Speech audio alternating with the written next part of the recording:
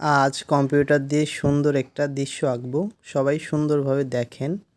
প্রথমে আমি নীল রং নিয়ে নীল আকাশ তৈরি করার চেষ্টা করছি বিভিন্ন ধরনের রং দিয়ে। এরপরে আঁকবো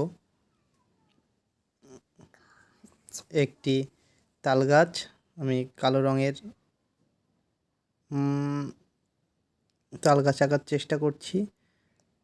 প্রথমে মার্কার টুল ব্যবহার করে সুন্দর কালার নিয়ে তালগাছে আঁকতে হবে। এরপর তালগাছের পাতাগুলো দিয়ে দিতে হবে। আমি বিভিন্ন রং নিয়ে সুন্দর করে আঁকার চেষ্টা করছি, আপনারা ওইভাবে আঁকবেন। মার্কার টুল সিলেক্ট করে সুন্দর করে ছবিটা আঁকতে হবে। তালগাছের পাতা আবার দিয়ে দেবো পিক্সেল পেন ব্যবহার করে। এবার আঁকবো সুন্দর একটি নৌকা। তার আগে আঁকবো তালগাছের গোড়ায় ছোট ছোট ঘাস পাতা এঁকে নেব।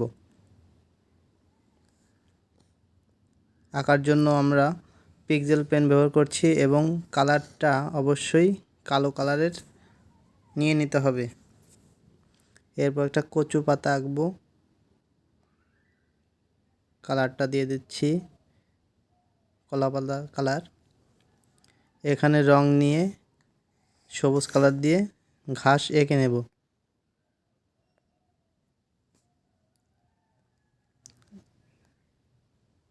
ঘাস আঁকার জন্য আমরা সেই পিক্সেল পেন টুলটি ব্যবহার করছি।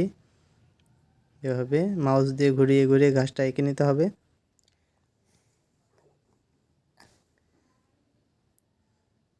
ঘাস আঁকছি বন্ধুরা, দেখতে থাকুন সম্পূর্ণ ভিডিওটি। ঘাস আঁকার পরে আমরা আবার মার্কার টুল সিলেক্ট করে নৌকা আঁকবো।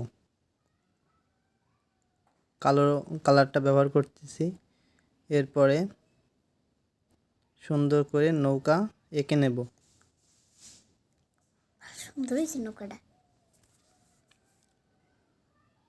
এবং পছন্দ মতো কালার করে নেব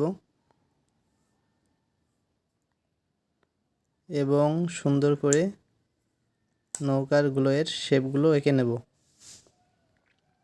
দেখুন নৌকাটা হয়ে গেছে।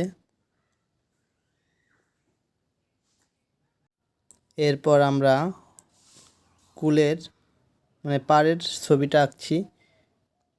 এখানে আমরা ফিল ব্যবহার করে রংটা দিয়ে দিচ্ছি। এরপর নৌকার দাঁড়টা এঁকে নিলাম। তারপর জলের রং দিয়ে দিচ্ছি। কালো কালার দিয়েছিলাম, এটা হবে না। এখানে নীল রং দিয়ে দিতে হবে। আমরা নীল রং দিয়ে দিচ্ছি জলের রংটা। এরপর সাদা কালার দিয়ে জলের রঙের মতো এঁকে নিলাম পেন্সিল টুল ব্যবহার করে।